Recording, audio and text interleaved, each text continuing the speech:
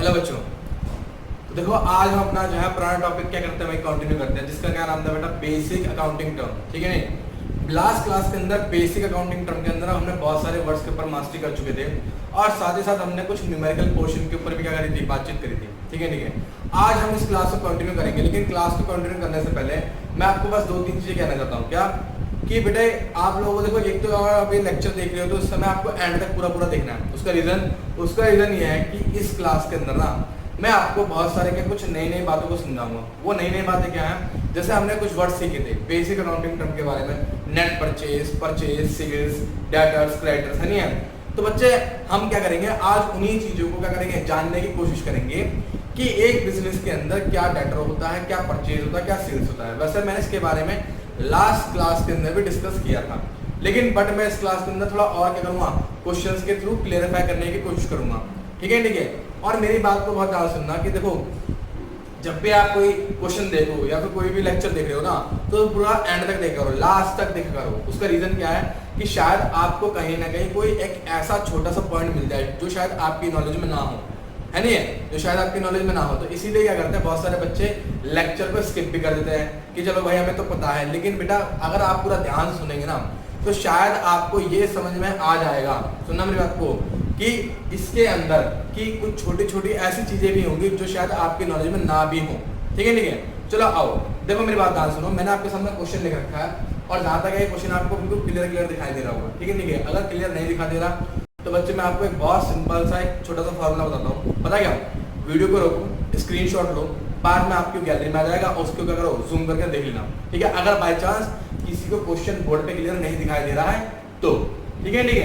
आप देखो ध्यान से, क्वेश्चन के अंदर लिखा क्या है बेटा, लिखा हुआ है Ram commenced business and invested 20 lakh. ठीक है, 20 लाख इनटू द बिजनेस। मेरी बात ध्यान सुनो, राम ने बिजनेस शुरू करा, देखो ध्यान से, राम ने बिजनेस शुरू करा और कितने रुपए इन्वेस्ट करा बेटा, 20 लाख रुपए इन्वेस्ट करे। यानी कि उसने बिजनेस की शुरुआत कितने रुपए लगा कर रही है, 20 लाख रुपए लगाकर उसने बिजनेस की शुरुआत की है। अच्छा, उसके बाद ही परचेजेस गुड्स फॉर 8 लाख। ध्यान सुनो, कितने का गुड्स खरीदा हमने, सर उसने गुड्स खरीदा 8 लाख का। ठीक है, उसने 8 लाख रुपए से खरीदा, गुड्स खरीदा on cash basis. Cash basis का मतलब क्या हो गया, यानी कि कैश दिया और परचेज कर लिया। अच्छा, और रुपीस 3 लाख कितना हो गया, ऑन क्रेडिट बेसिस, यानी कि 3 लाख रुपए का उसने माल किसमें खरीदा है, क्रेडिट बेसिस पर खरीदा है। ठीक है, ही सोल्ड गुड्स फॉर कितना, 18 लाख, उसने 18 लाख का माल बेचा ऑन क्या, कैश बेसिस। किस पे, कैश बेसिस पे 18 लाख का माल बेचा ऑन एंड 7 लाख ऑन क्या, क्रेडिट बेसिस। और 7 लाख रुपए का जो माल है वो क्रेडिट बेसिस पे बेचा है। ठीक है। आगे सुनो, ही आल्सो परचेज मशीन ऑन क्या, कैश बेसिस फॉर कितना, 3 लाख। उसने मशीन को भी परचेज किया, सुनो ध्यान से, उसने मशीन को भी परचेज किया किस पे, कैश बेसिस पर, वो कितने रुपए के, 3 लाख के। और बिल्डिंग को भी परचेज किया कितने का बेटा, 2 लाख रुपए में। ठीक है, आगे सुनो, ड्यूरिंग द ईयर, ठीक है, ड्यूरिंग द ईयर, साल के दौरान में राम अगेन इन्वेस्टेड 5 लाख रुपए। राम ने दोबारा क्या करे, इन्वेस्ट करे, कितने रुपए बेटा, 5 लाख रुपए इन्वेस्ट करे इनटू द बिजनेस। क्वेश्चन समझ में आ रहा नहीं आ रहा, भाई बिजनेस में पैसा लगाया उसने। ठीक है, ही also withdraw 10,000 rupees per month from business. उसने बिजनेस से हर महीने 10,000 रुपए निकाले फॉर पर्सनल पर्पस। किसके लिए, पर्सनल पर्पस, यानी खुद के लिए, सिर्फ और सिर्फ क्या, खुद के लिए, बिजनेस के खर्चे के लिए नहीं, अपने खर्चे के लिए निकाले। ठीक है, you are required to calculate, आपको कैलकुलेट करना बेटा जी, क्या क्या बोलो सर, पहला total capital of the firm. देखो मैं कैपिटल की बात करूं, सुनो ना, से पहली चीज क्या बोलने, you are required to calculate the total capital of firm. देखो अगर मैं कैपिटल की बात करता हूं ना, तो बच्चे कैपिटल बेसिकली क्या होती है सर, वो पैसा जो किसने लगाया है, ऑनर ने लगाया किसके अंदर, बिजनेस के अंदर, है नहीं है, वो पैसा जो ऑनर ने लगाया किसके अंदर, बिजनेस के अंदर। तो बिजनेस के अंदर हम ये देखेंगे कि मालिक ने, यानी कि ऑनर ने कब कब पैसा लगाया है, यानी कि राम ने कब कब पैसा बिजनेस के अंदर इन्वेस्ट किया है, वही हमारी क्या कहलाएगी, capital of firm. Very good. अच्छा, अब टोटल परचेजेस। सर एक बात को बहुत ध्यान सुनो मेरी, आज जब भी परचेजेस की बात करेगा, सुन लो ध्यान से, मैं दोबारा बोल रहा हूँ, जब भी वो परचेजेस की बात करेगा और क्वेश्चन क्या हुआ, साइलेंट हो ना, तो ये बात है ना, ये जो परचेज हमेशा किसकी होगी सर, ये जो परचेज हमेशा किसकी होगी, गुड्स की परचेज। किसकी होगी, अन्य गुड्स की परचेज होगी। अगर क्वेश्चन कुछ नहीं बोल रहा ना कि क्या खरीदा, तो आप क्या मान के चलेंगे, हमेशा क्या खरीदा, गुड्स खरीदा। क्या खरीदा, हमेशा अन्य गुड्स खरीदा। उसके बाद लो जी लो, क्या आ गया? Of goods.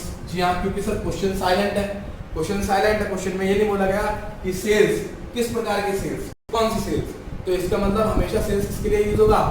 गुड्स के लिए यूज किया जाएगा। अगर क्वेश्चन साइलेंट है तो गुड्स के लिए हमेशा क्या यूज किया जाएगा? सेल्स। ठीक है, उसने बोला total fixed asset, total fixed asset eight the and, साल के अंत में। हाँ, जिसका मतलब कहता है साल के एंड में हमारी टोटल फिक्स्ड असेट्स कितनी है। ठीक है, ठीक है, असेट मींस क्या होता है? संपत्ति। और क्या मांगा उसने? ड्राइंग्स। ड्राइंग्स तो भली बात जानते हो, बोलो क्या होता है सर? ड्राइंग्स वो अमाउंट होता है जो ऑनर बिजनेस में से क्या करता है? निकालता है अपने पर्सनल पर्पस के लिए। तो आइए क्वेश्चन पे देखिए, ध्यान सुनो जरा। सॉल्यूशन बहुत सिंपल है, बहुत सिंपल है, और अब आपको मेरे ख्याल से क्वेश्चन समझ में भी आ चुका है। दो ध्यान से, पहले राम ने कितना पैसा लगाया सर? 20 लाख रुपए लगाया। राम ने कितना पैसा लगाया सर? 20 लाख रुपए। वेरी गुड, है नहीं है? अच्छा, राम ने एक जगह बिजनेस में पैसा और लगाया, कहां पर? देखो ये राम अगेन इन्वेस्टेड कितना? 5 लाख रुपए इनटू द बिजनेस। इसका मतलब ये हुआ कि राम ने टोटल कितना पैसा लगाया सर? 2 बार लगाया पैसा, एक बार 20 लाख, एक बार कितना? 5 लाख। तो टोटल अमाउंट कितना लगा था उसने सर? 25 लाख रुपए। जी हाँ, वेरी गुड। तो राम ने कितना पैसा लगा दिया? 25 लाख रुपए लगा दिया, लगा दिया। हाँ जी हाँ, तो ये हो गया राम की क्या? कैपिटल। राम की कैपिटल का मतलब है किसकी कैपिटल? फर्म की कैपिटल, यानी कि बिजनेस की कैपिटल। यानी कि ऑनर ने कितनी बार पैसा लगाया सर? 2 बार लगाया, तो दोनों बार का जो अमाउंट हो क्या कहलाएगा? हमारा कैपिटल कहलाएगा। ठीक है, ठीक है, यानी कि जब जब पैसा मालिक, यानी कि मालिक क्या करेगा? जब जब पैसा इन्वेस्ट करेगा, बिजनेस के अंदर लगाएगा, उस अमाउंट को हम क्या बोलेंगे? कैपिटल कहेंगे। क्या बोलेंगे?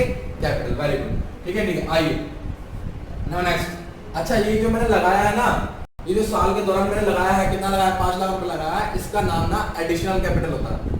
जी हाँ, एडिशनल कैपिटल। देखो, जब बिजनेस शुरू होता है, जब बिजनेस शुरू होता है उस समय हम जो पैसा लगाते हैं उसको हम बोलते हैं इनिशियल कैपिटल। और जब बिजनेस रन कर रहा है, ठीक है, और उस बीच में जो पैसा लगाया जाता है बार बार, है ना, उसको हम क्या बोलते हैं? एडिशनल कैपिटल बोलते हैं। ठीक है, आइए नाउ नेक्स्ट। उसमें बोला total purchases. Sir total purchases का मतलब पता क्या होता है सर? टोटल परचेजेस का मतलब होता है या तो सर कैश बेसिस वाली हो और साथ में क्या हो?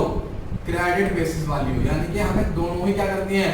परचेजेस में इंक्लूड करनी पड़ती हैं, यानी कि कैश वाली भी और कौन सी? क्रेडिट वाली भी। ठीक है, आइए तो बच्चे कैश वाली बताइए कितनी है? कैश वाली सर जी, हाँ 8 लाख की है। कैश वाली कितने में मेरी? 8 लाख की परचेज हो गई। प्लस उसके बाद बताओ सर क्रेडिट वाली, बताओ क्रेडिट वाली कितनी है? सर क्रेडिट वाली कितने की है? 3 लाख की। कितने की है? 3 लाख की। वेरी गुड, ये तो आपको बहुत अच्छे से पता लग गया। इसका मतलब ये हो गया कि टोटल मेरी जो परचेजेस है वो कितने आ गई? तो 11 लाख की। कितने हुई? 11 लाख। ठीक है, ठीक है, यानी कि 3 लाख कौन सी होगी? बताओ 8 लाख कौन सी होगी सर? कैश वाली, और 3 लाख कौन सी होगी? बताओ क्रेडिट वाली। ठीक है, नो नेक्स्ट, आगे बोलो। आगे उसने क्या रखा? ही सोल्ड गुड्स फॉर कितना? 18 लाख। उसने माल को बेचा, उसने माल को बेचा, ठीक है, और किस पे बेचा? कैश बेसिस पे और क्या? क्रेडिट बेसिस पे, दोनों पे बेचा। यहाँ पे बात करेंगे टोटल सेल्स की। टोटल सेल्स का मतलब होता है कैश प्लस क्या? क्रेडिट। तो बच्चे कैश वाली बता कितनी है? सर कैश वाली तो है हमारी 18 लाख की। वेरी गुड, बहुत अच्छे। अच्छा, क्रेडिट वाली बता कितनी है? सर क्रेडिट वाली है हमारी 7 लाख की। बहुत बढ़िया, शानदार, एकदम बेहतरीन जा रहे हो। तो बेटा ये अमाउंट कितना हो गया? बोलो बेटे। सर 25 लाख। कितना हो गया? 25 लाख। बहुत बढ़िया, बहुत शानदार। अच्छा मेरी बात सुनो, उसने बोला फिक्स्ड असेट। फिक्स तो पता ही थी, लंबे समय वाली संपत्तियां, याद आया? हाँ जी हाँ। देखो हमें क्लासिफिकेशन अच्छे से आना चाहिए, क्योंकि देखो मैं जब अगली क्लास कंटिन्यू करूंगा, उससे अगली क्लास कंटिन्यू करूंगा ना, तो इन सब चीज़ों का बहुत वैल्यू है, बहुत ही ज़्यादा वैल्यू है। क्योंकि देखो अगर आप इन चीज़ों को अभी से मास्टरी कर लोगे और अभी से अच्छे समझ लोगे ना, तो मैं आपको पक्का यकीन दिला रहा हूँ 11 क्या 12 क्या CA क्या BA क्या, और फिर BA नहीं CMA क्या CS क्या, सबके अंदर इसका क्या होगा? यूज होगा। ठीक है, ठीक है, सबके इसके अंदर कहीं सबके अंदर यूज है। ये आधार है, बेस है, समझे मेरी बात? ध्यान रखना। हाँ जी हाँ। अब देखो टोटल फिक्स्ड असेट। तो टोटल फिक्स्ड असेट कहाँ पर है? देखो असेट कहाँ पर है सर? ये असेट दो जगह है। एक तो मेरी सर ये कौन सी हो गई? बोलो मशीन हो गई। और दूसरी असेट मेरी कौन सी? बताओ बिल्डिंग हो गई। यानी कि 2 असेट हो गई। सर पहली असेट की वैल्यू कितनी है सर? 3 लाख रुपए। वेरी गुड बच्चे। दूसरी असेट की वैल्यू कितनी है सर? 2 लाख रुपए। इसका मतलब ये हो गया मेरी जो टोटल फिक्स्ड असेट होगी कितनी की होगी? बताओ सर 5 लाख की होगी। बहुत बढ़िया, बहुत अच्छे, क्लियर है? हाँ जी बहुत अच्छे। नाउ नेक्स्ट, अब हम किसकी बात करेंगे? ड्राइंग्स की बात करेंगे। ड्राइंग्स मैंने बोला था पर्सनल पर्पस के लिए जो पैसा निकालते हैं, आप खोल के देखो पर्सनल पर्पस के लिए यहाँ पे साफ साफ बोल रखा है, क्वेश्चन बोल रहा है कि 10,000 रुपये पर मंथ, यानी कि वो हर महीने 10,000 रुपये निकालना। एक साल में कितने महीने होते हैं? 12। इसका मतलब बंदे ने टोटल कितना पैसा निकाल लिया? 1,20,000। क्या बात क्लियर हो गई? चलिए अच्छी बात है, एक काम करो, अपनी बात को नोट कर लो। क्यों? क्योंकि सर आप जो है हम लोग क्या करें, अगले क्वेश्चन की तरफ पढ़ेंगे। ठीक है, लिखो, लिख लिया? चलो ठीक है, अब आगे लिखो। ऐसा है ना बच्चे, देखो आपको ये सब चीजें पता होनी चाहिए। उसका रीजन क्या है भाई? उसका रीजन ये है कि ये सब चीजें ना आगे चलते भी काम आएंगे 100 बार। हाँ जी, 100 बार काम आएंगे। परचेज क्या होती है, सेल्स क्या होती है, ठीक है, असेट क्या होती है, ठीक है, ठीक है, ये जानेंगे आप लोग। तो इसीलिए मैं आपको बार बार इस पर मास्टरी कराने की कोशिश कर रहा हूँ। क्यों? उसका रीजन यही है क्योंकि मुझे मालूम है ना आगे चल के सब काम में आने वाला है। ठीक है, अब देखो जरा जल्दी जल्दी जल्दी दिखाएंगे कल फटाफट। ठीक है, आओ।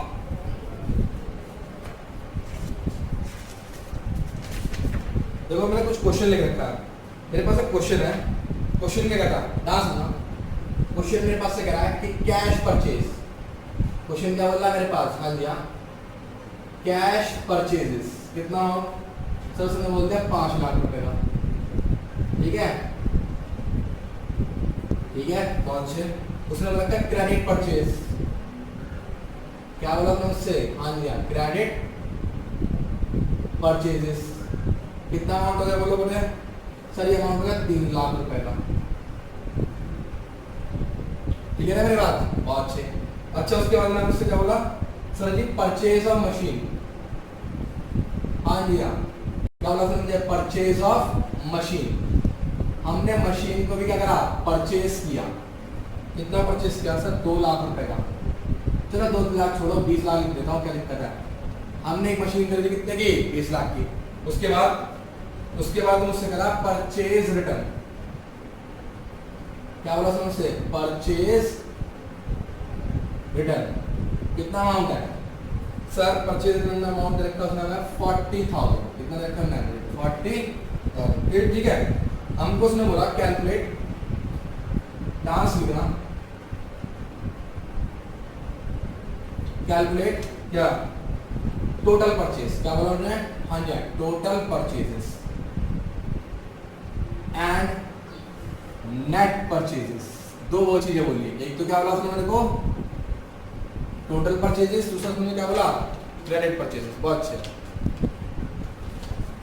अब ध्यान सुनो, यहाँ पर उसने वर्ड लिखा टोटल परचेज, यहाँ पर उसने लिखा नेट परचेज। मैं आपको एक बहुत प्यारी बात बताता हूँ। जब वो टोटल परचेज की बात करेंगे ना, इसका मतलब होता है बेटा ग्रॉस। क्या मतलब होता है? ग्रॉस। जी हाँ, ग्रॉस वो होता है जिसके अंदर से अभी हमने कुछ घटाया नहीं है। ग्रॉस क्या हो गया? ग्रॉस वो चीज हो गई जिसके अंदर से अभी हमने कुछ घटाया नहीं है, यानी कि उसमें से अभी कुछ घटाना भी बाकी है, माइनस करना बाकी है। सर कैसे? अच्छा एक बात और देखो, यहाँ पे टोटल परचेज लिखा हुआ है। टोटल परचेज का मतलब ये हो गया परचेज ऑफ क्या? गुड्स। क्यों? क्योंकि मेरा क्वेश्चन साइलेंट है। उसने मुझे ये नहीं बोला कि गुड्स का परचेज या किसका? मशीनरी का परचेज। उसने मुझसे ये नहीं बोला कि गुड्स का परचेज या मशीनरी का परचेज। उसने सिर्फ क्या बोला? परचेज बोला।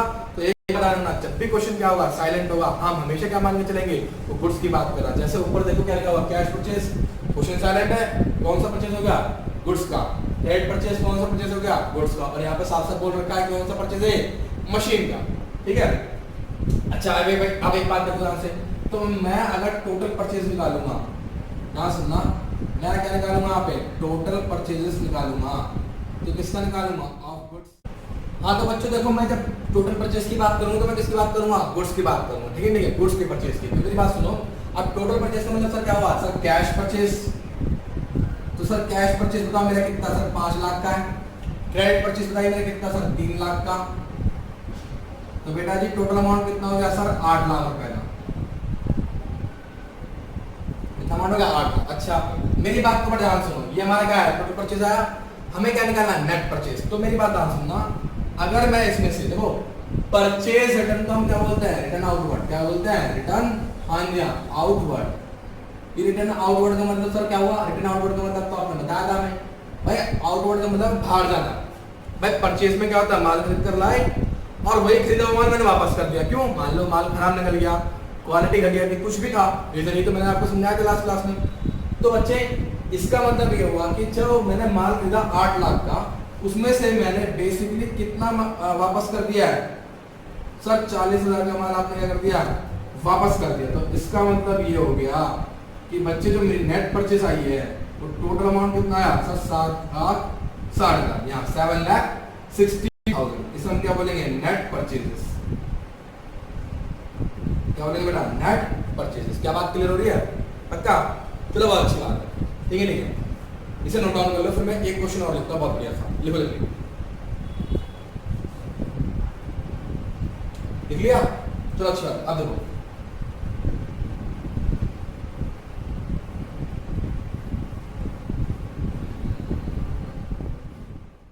हाँ, तो बच्चों देखो अब मैं जो है ना अब आपके सामने क्वेश्चन लिखने जा रहा हूँ, ठीक है नहीं है? जिसके अंदर हम ना बाकी के रिमेनिंग जो चीजें थी, यानी कि जो वर्ड्स थे, उनके बारे में थोड़ा और डिस्कस कर लेते हैं, है नहीं है?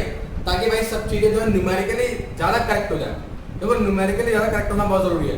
थ्योरेटिकली मान लो आपको समझ में आएगा, अच्छी बात है, ठीक है, लेकिन अगर न्यूमेरिकली समझ में नहीं आया तो बेटा आगे चल के आपको सीए, सीएमएस, सीएस या फिर क्या आपका आईसीडब्ल्यू बनना है, बहुत दिक्कत होगी, है नहीं? हाँ, क्योंकि सर न्यूमेरिकली पोर्शन ज्यादा मांगता है और न्यूमेरिकली आता है, बेसिकली अकाउंट जो है वो न्यूमेरिकली आएगा, ठीक है ठीक है? तो देखिए मैं क्वेश्चन लिख रहा हूँ, क्वेश्चन लगाऊंगा लिख कर। कैसा क्वेश्चन है? बहुत बढ़िया क्वेश्चन है। क्या क्या? Cash sales. देखिए क्या रखा है? Cash sales. ये दे रखा है मेरे को कितना रुपए का? बोलो 10 लाख का। जी हाँ, ठीक है भाई, 10 लाख रुपए कैश सेल्स हो गया। आगे उसने मेरे को क्या बोला? क्रेडिट सेल्स, ठीक है? कितना अमाउंट हो गया बोलो? सर अमाउंट नहीं, इसमें पता है क्रेडिट सेल्स के अंदर मैंने क्या काम करा? 2-3 कैटेगरी बना रखी है। कौन कौन सी? सर एक तो मैंने बेचा मेरे दोस्त मोहन को। जी हाँ, मोहन मेरा बहुत अच्छा दोस्त है, ये इतना अच्छा दोस्त है कि मैं आपको क्या बताऊं। हाँ, बहुत अच्छा दोस्त है। पता क्यों? क्योंकि आने वाले 11th हो चाहे 12th हो चाहे बीए कॉम हो चाहे सीए हो, हर किसी के अंदर आपको मोहन नाम का बंदा मिलेगा मिलेगा। हाँ, तो फिर क्या लिख दिया मैंने? मान लो राम। जी हाँ, हमारे प्यारे भगवान राम, ये भी बेटा क्या है? बहुत बार आते हैं। चलिए उसके बाद मैंने लिखा था टू श्याम। लो जी लो, जब राम आए हैं तो क्या आएंगे? श्याम भी आएंगे। कितने का है? 1.5 लाख का। चलिए आगे नेक्स्ट। उसने बोला था हमारे से क्वेश्चन में कि सेल्स रिटर्न, ध्यान सुनिएगा, क्वेश्चन ध्यान से लिखिएगा और समझिएगा। क्या रखा? सेल्स रिटर्न फ्रॉम, बोलो क्या? हाँ, राम। फ्रॉम क्या? राम, रुपीज 30,000। जी हाँ, ठीक है? कलेक्शन, कलेक्शन, ठीक है? कलेक्शन किस चीज का? कैश का। फ्रॉम लिख दिया उसने मोहन, कितना लिख दिया? 2.5 लाख, ठीक है? कैश, कहता हमारे से कैश कलेक्शन फ्रॉम श्याम, ठीक है? Rupees 50,000, 50,000 rupees. कितना? 50,000। एंड डिस्काउंट अलाउड, दो बार लिखे सर। एंड क्या? डिस्काउंट अलाउड टू क्या? श्याम। कितना में बच्चे? सर रुपीज इसमें रखा है 5,000। जी हाँ, ठीक है? क्वेश्चन तो क्लियर चल रहा है तक, ज्यादा कुछ टफ नहीं है। वही कैश सेल्स, क्रेडिट सेल्स। बस क्रेडिट सेल्स के अंदर क्या हुआ कि मैंने 3 बंदे दे दिए। क्यों दे दिए? अरे एक बार टाटा है, बिरला है, अंबानी है, इनके क्या 2-3 डेटर होते हैं? क्या 2-3 लोग उधार माल बेचते हैं? नहीं सर, इनके लाखों होते हैं। हाँ जी सर, इनके लाखों होते हैं, करोड़ों होते हैं। तो बताओ, सोचो जब हम लोग 3 बंदों का, 4 बंदों का जो लेखा जोखा करने में इतनी प्रॉब्लम हो रही, सोचो ये लोग भाई लाखों लाखों बंदों को कैसे कर रहे होंगे। हाँ, उसके लिए क्या रखते हैं? अकाउंटेंट रखते हैं, चार्टर्ड अकाउंटेंट रखते हैं, आईसीडब्ल्यू रखते हैं। ये लोग क्या करते हैं? सर ये इन चीजों को तो मैनेज करवाने काम करवाते हैं। हाँ, ये जानना, इसीलिए मैं कह रहा हूँ अकाउंट्स पढ़ लोगे तो जिंदगी बन जाएगी, ठीक है ठीक है? उसके बाद तो फिर बेटा चाहे वर्क फ्रॉम होम भी क्यों ना आ जाए, आप घर पे बैठे बैठे भी कर लोगे, बहुत सारा काम कर लोगे। ये बहुत खास बात है कॉमर्स की।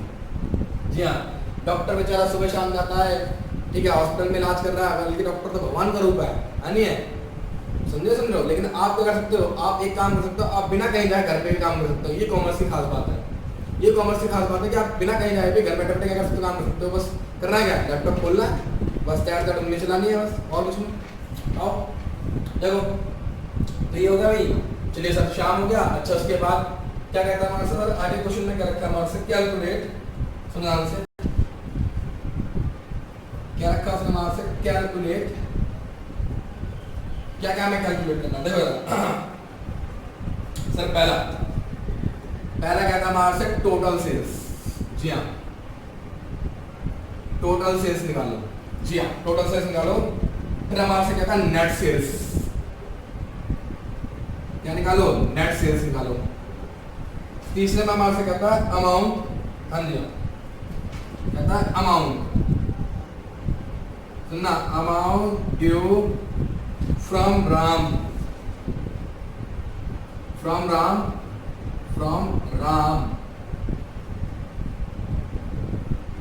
एट द एंड, ठीक है। एक और देखता है, एक और कहता है, अमाउंट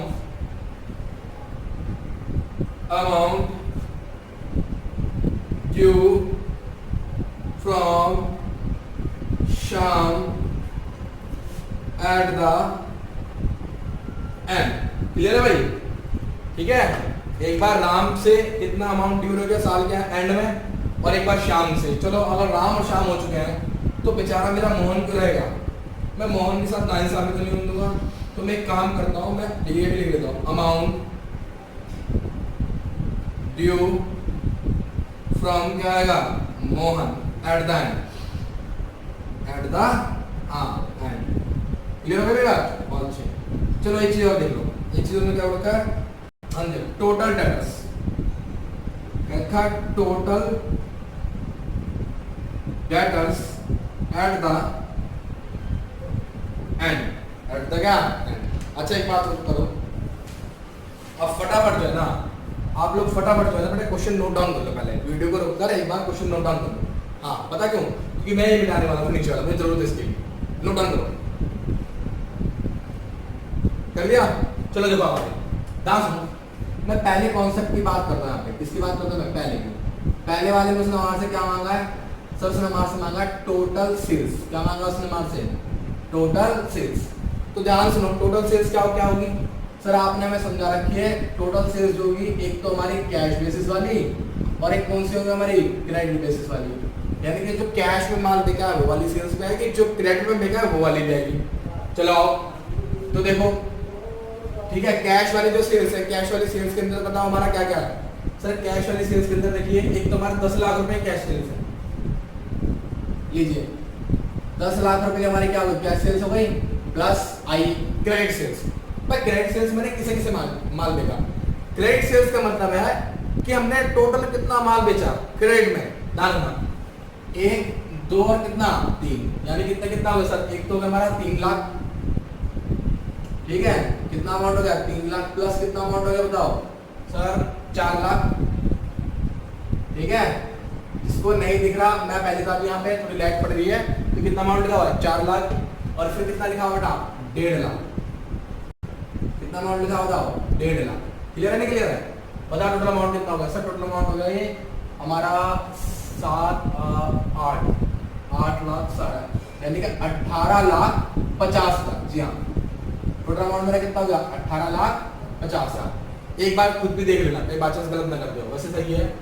10 और 3 13, 13 4 17, 17 8 18,500, ठीक है। चलो अच्छी बात है। नाउ नेक्स्ट सर, अगला पॉइंट आपने क्या लिख रखा है, नेट सेल्स। क्या लिख रखा है, हाँ जी हाँ, नेट सेल्स। तो बच्चे नेट सेल्स तो मैंने आपको समझा रखा है, बोलो क्या है सर, टोटल सेल्स। क्या बोला मैंने, टोटल सेल्स माइनस क्या आएगा, सेल्स रिटर्न। क्या आएगा माइनस सेल्स रिटर्न। जी हाँ, जी हाँ, जो मैंने माल बेचा है, ठीक है, जो मैंने माल बेचा है उसमें से कुछ माल मेरे पास वापस आ चुका है। हाँ, तो अब ध्यान रखना हमेशा कि कभी भी नेट सेल्स निकालने के लिए हमें क्या करना पड़ेगा, जो टोटल सेल्स है उसमें से हम क्या माइनस कर देंगे, सेल्स रिटर्न। जी हाँ, और सेल्स रिटर्न का दूसरा नाम क्या होता है, रिटर्न इनवर्ड। बहुत अच्छे। तो बताओ टोटल सेल्स हमारी कितनी है सर, टोटल सेल्स हमारी 18,50,000 की, ठीक है। और जिसके से अंदर हम क्या माइनस कर देंगे, सेल्स रिटर्न माइनस कर देंगे। तो बताइए सेल्स रिटर्न हमारा कितना है सर, ये रहा। सिर्फ एक ही इंसान ने सेल्स रिटर्न करा और उसका नाम क्या है, राम। जी हाँ, केवल और केवल राम ने माल वापस करा, वो भी कितना, 30,000 रुपए का। तो बच्चे मैं क्या करूंगा, इसमें से क्या माइनस कर दूंगा, 30,000 रुपीज माइनस कर दूंगा। तो मेरा अमाउंट कितना आ गया, 18,20,000। ये एक्चुअली में मेरा क्या होगा, नेट सेल्स। क्या होगा, नेट सेल्स। जी हाँ, बहुत अच्छा, ठीक है। अब आगे देखो, आगे देखो जरा, आगे देखो जरा, देखो ध्यान से। थर्ड पॉइंट में कहता है amount due from Ram at the end. लीजिए amount due from Ram at the end. तो बताइए कैसे कैसे निकलेगा सर। पहले ही देखो वास्तव में मेरे को अमाउंट राम से कितना लेना है। देखिए मैंने राम को कितने का माल बेचा सर, 4 लाख रुपए का मैंने माल बेचा है नहीं है, जिसमें से उसने 30,000 का मुझे माल वापस कर दिया। अरे एक बात बताओ, पहले मैंने उसे कितने का माल बेचा, 4 लाख का बेचा। जब 4 लाख में से मैंने कितने का माल वापस कर दिया, उसने मेरे को 30,000 का माल वापस कर दिया। तो बताओ मैं से कितने मांगता हूँ सर, 3,70,000 रुपए। कितने मांगू मैं, 3,70,000 रुपए। वेरी गुड, बहुत अच्छे। हाँ जी हाँ, जो माल उसने मुझे वापस कर दिया उस पर तो मैं पैसा मांग नहीं सकता ना, बिल्कुल सही है। जो माल उसने मुझे वापस कर दिया उसके ऊपर मैं पैसा नहीं मांग सकता। तो बताओ मेरा रिमेनिंग अमाउंट कितना हो गया, 3,70,000। अच्छा उसमें से भी ज़्यादा से उसमें से भी कहाँ गया, उसमें से कुछ मुझे पैसा मिला आराम से। क्या देखो, क्या मुझे कुछ पैसा मिला आराम से सर, नहीं मुझे राम से कोई पैसा नहीं मिला। इसका मतलब ये होगा कि मेरे को राम से 3 लाख कितने मांगे हैं, 70। कितने मांगे, 3,70,000।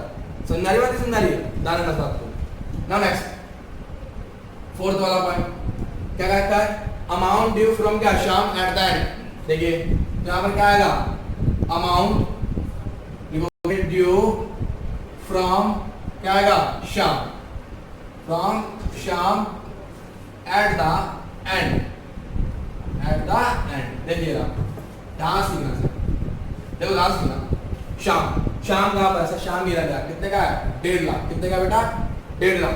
यानी कि मैं शाम से कितने रुपए मांगता हूँ सर, 1.5 लाख रुपए मांगता हूँ। बहुत अच्छे, ठीक है, बहुत अच्छे।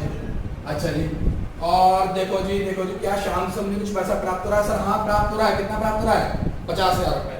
इसका मतलब 1.5 लाख में से बंदे ने मेरे को 50,000 रुपए दे दिए हैं, और साथ ही साथ मैंने उसे क्या दिया, डिस्काउंट में अलाउड कर दिया। हाँ डिस्काउंट में अलाउड कर दिया, मतलब मैंने उससे कह दिया कि भाई कोई बात नहीं, मैं तुझे 5,000 डिस्काउंट और देता हूँ, तू मुझे 5,000 रुपए कम और दे दो। तो इसका मतलब ये होगा ये 5,000 रुपए मैं क्या कर दूंगा, माइनस। तो अब वास्तव में मैं कितने मांगता हूँ सर, 95,000। 95,000। क्लियर हो गई मेरी बात, बहुत अच्छे। अब आ गया देखो ना। नेक्स्ट देखो ध्यान से, बहुत ध्यान से। उसने हमारे से क्या बोला, फिफ्थ पॉइंट। तो फिफ्थ पॉइंट में तो क्या बोल रखा है, बोल रखा है amount due from Mohan at the end. लो साल के अंत में अब मोहन की बारी आ गई, मेरे दोस्त की बारी आ गई। तो अमाउंट क्या आएगा, ड्यू फ्रॉम मोहन, ध्यान सुनना, एट द एंड।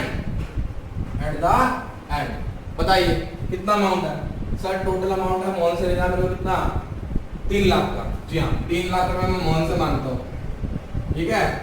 जिसमें से मोहन ने मुझे अभी कितना दे दिया सर, मोहन ने मुझे दे दिया कितने रुपए, 2.5 लाख रुपए। बहुत अच्छे, कितने दे दिए मेरे को, 2.5 लाख रुपए। तो बताइए कितना अमाउंट हो गया सर, 50,000 का। कितना अमाउंट हो गया, हाँ जी हाँ, 50,000 में अभी भी मोहन से मांगता हूँ। जी हाँ, ये पता क्या अमाउंट निकल रहा है, ये अमाउंट निकला जो अभी भी मुझे क्या करना है, वसूल करना, जो मुझे अभी भी इन लोगों से प्राप्त करना है, जो मुझे अभी भी इन लोगों से लेना है, ये वो अमाउंट बच रहा है, ठीक है। नेक्स्ट है टोटल डेटर्स। बताइए क्या पॉइंट है, हाँ जी हाँ, total debtors eight the and. Sir total debtors eight the and का मतलब क्या है बच्चे, total debtors eight the and का मतलब ये है कि साल के अंत में वो कितने लोग हैं जिनसे मेरे को अभी भी पैसा लेना बाकी है।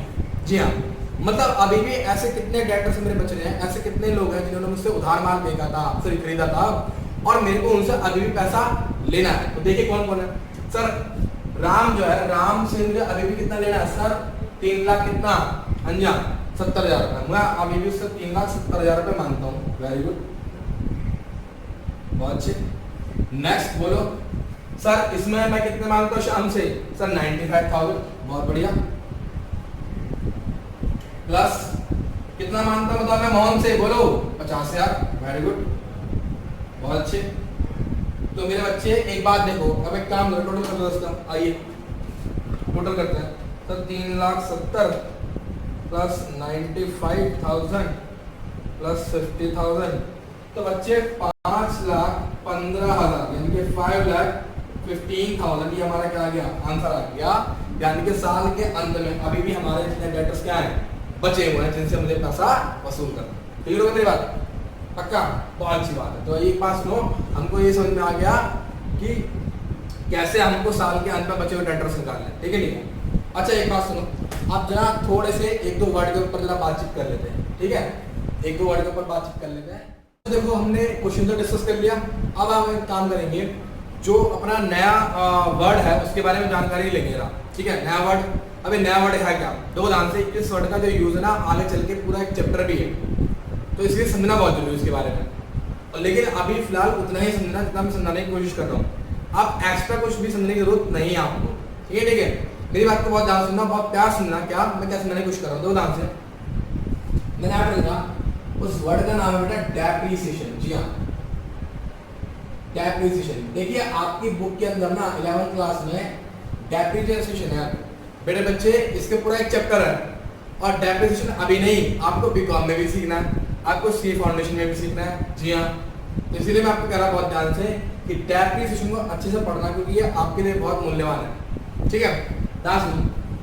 इसमें ये 2 तरह से लगता है, कैसे कैसे। पहला तो होगा अफ्लक्स ऑफ टाइम। जी हाँ, अफ्लक्स ऑफ क्या, टाइम। दूसरा बच्चे सर क्या होगा, यूसेज। जी हाँ, यूसेज और अफ्लक्स ऑफ टाइम। पहले हम अफ्लक्स ऑफ टाइम की बात नहीं करेंगे, पहले हम बात करेंगे यूसेज की बात करेंगे। जैसे मान लो मैंने यहाँ पे एक ट्रक बनाया अपना, ये देखो ये ट्रक बनना, बहुत प्यारा ट्रक है, ठीक है। ये सीट बना दी मैंने 2-2, ये कंटेनर हो गया इसका, ये इसके पहिए हो गए, लो जी लो, बहुत बेहतरीन, ठीक है, ठीक है। 4 पहियों वाला ट्रक है, पहिया कुछ ज़्यादा बड़ा हो गया, छोटा कर लेता हूँ, क्या दिक्कत है, ये लो जी 4 पहिए हो गए, ठीक है, ठीक है। ड्राइंग पर मत जाओ मेरे बच्चे, मेरी भावनाओं को समझना बस। क्या के यूसेज, ये ट्रक जो है मैंने क्या करा, टाटा मोटर्स से लिया।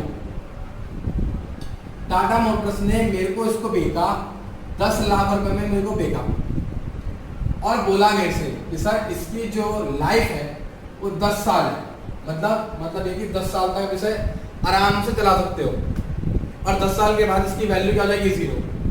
वैल्यू क्या बन जाएगी इसकी, 0। 0 मतलब ये है कि अगर आप 10 साल यूज करने के बाद मार्केट में जाओगे और बोलोगे कि भाई ये जो ट्रक है इसे खरीद लो, आप लोग ये पुराना ट्रक है खरीद लो, चाहे भले चलता क्यों ना हो, सुन लो ध्यान से, चाहे भले ही ये चलता हुआ क्यों ना हो, मतलब ये ठीक है ये चल रहा है ट्रक, लेकिन फिर भी अगर मार्केट में आप जाओगे बेचने की कोशिश करोगे तो बोलेगा कि इसकी मार्केट वैल्यू क्या है, 0। क्योंकि ऑन द पेपर जो टाटा मोटर्स है उसने क्या बोला था कि 10 साल के बाद इसकी मार्केट वैल्यू 0 हो जाएगी। यानी कि अगर आप इसे यूज करना शुरू करेंगे, अगर आपने इसे 10 सालों तक यूज किया तो आप हर साल इस ट्रक का कितना रुपए यूज कर लोगे, 1 लाख रुपए यूज कर लोगे। दैट इज कॉल्ड क्या, पर ईयर। हाँ जी, पर ईयर। और इसी अमाउंट को हम सर क्या बोलेंगे, डेप्रिसिएशन। क्या बोलेंगे बच्चे, हाँ जी, डेप्रिसिएशन। दैट इज कॉल्ड क्या, मूल्यह्रास। प्योर मीनिंग क्या होता है हिंदी में, मूल्यह्रास। कुछ ऐसे बच्चे भी होंगे जो हमारे हिंदी मीडियम लेंगे तो उन बच्चों के लिए हम क्या बोलते हैं, मूल्यह्रास। ठीक है, ठीक है, ध्यान सुनना।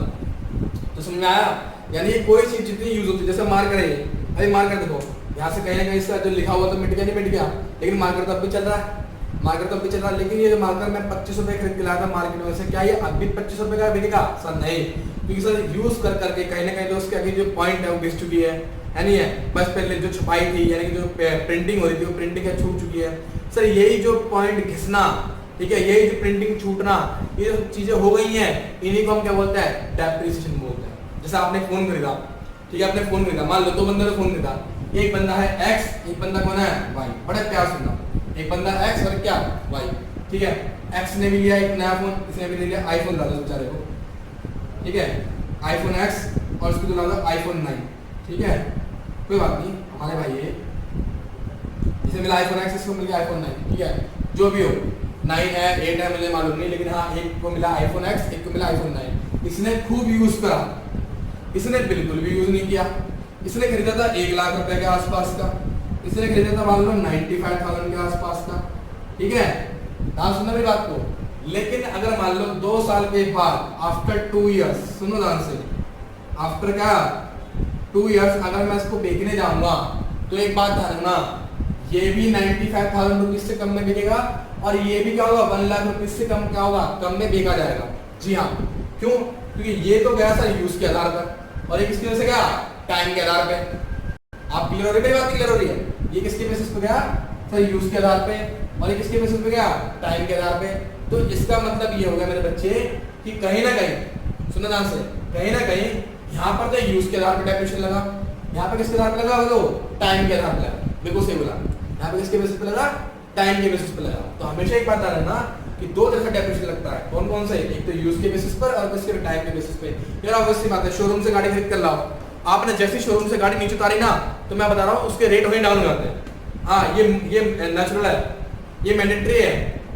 जी हाँ, अगर मान लो आपने शोरूम से खरीदी 2 लाख रुपए की गाड़ी खरीदी हुई, और आपने शोरूम से जैसे भी उतारी और तुरंत किसी ग्राहक को बोला बाहर खड़ा होगा कि भाई मेरी बात सुन, ये 2 लाख की गाड़ी मैं तुझे 2 लाख में लेकर, क्या तू खरीदेगा?